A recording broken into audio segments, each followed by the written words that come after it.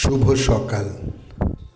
আজ 18ই আশ্বিন 1431, ইংরাজির 5ই অক্টোবর 2024। আজ দেবীপক্ষের তৃতীয়া তিথি। ভারতবর্ষ স্বাধীনতার 77 বছর পূর্তি। আমার দেবী প্রণাম।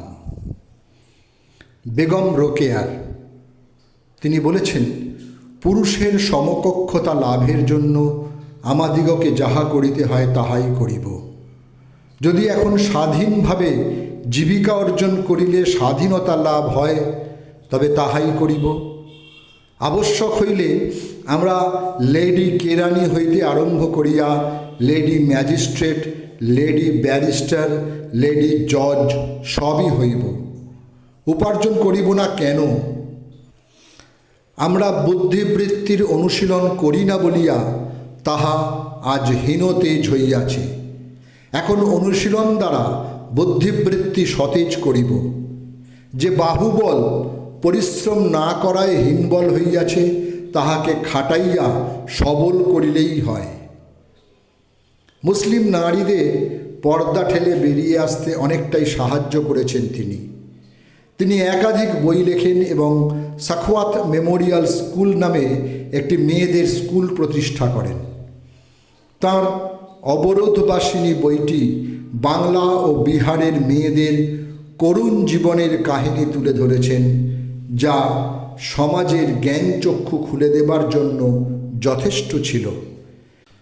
সেই দিক থেকে দেখলে তিনিও ছিলেন পরাধীন ভারতবর্ষের একজন বিপ্লবী। বাসন্তী দেবী ব্রিটিশ কারাগারে অবরুদ্ধ প্রথম নারী স্বাধীনতা সংগ্রামী হলেন বাসন্তী দেবী। 1920 সালে চিত্তরঞ্জন দাসের সঙ্গে অসহযোগ আন্দোলনে যুক্ত হন এবং দেশের নারীদের এই আন্দোলনে যুক্ত হতে আহ্বান করেন। 1921-এ চিত্তরঞ্জন দাস গ্রেপ্তার হলে তিনি আইন অমান্য ও হরতালের ঘোষণা করেন। এরপর বড়বাজার অঞ্চলে তিনি গ্রেপ্তার হন। নেতাজি সুভাষচন্দ্র বসু তাঁকে মা সম্বোধন করতেন। 1922-এর এপ্রিল চট্টগ্রামের বঙ্গীয় প্রাদেশিক সম্মেলনে তিনি সভানেতৃত্ব করেন এবং দেশবন্ধুর নতুন কর্মপন্থার ইঙ্গিত করেন সেখানে। চিত্তরঞ্জন দাস তখনও জেলে ছিলেন।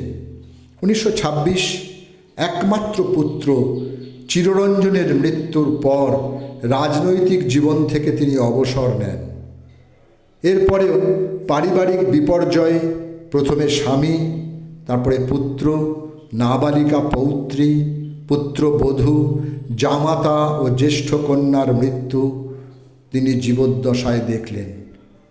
তার দৌহিত্র সিদ্ধার্থ শঙ্কর রায় পশ্চিমবঙ্গের ভূতপূর্ব মুখ্যমন্ত্রী ও মার্কিন যুক্তরাষ্ট্রের রাষ্ট্রদূত। এক দৌহিত্রী মঞ্জিলা বসু প্রথম মহিলা অ্যাডভোকেট জেনারেল ভারতবর্ষে।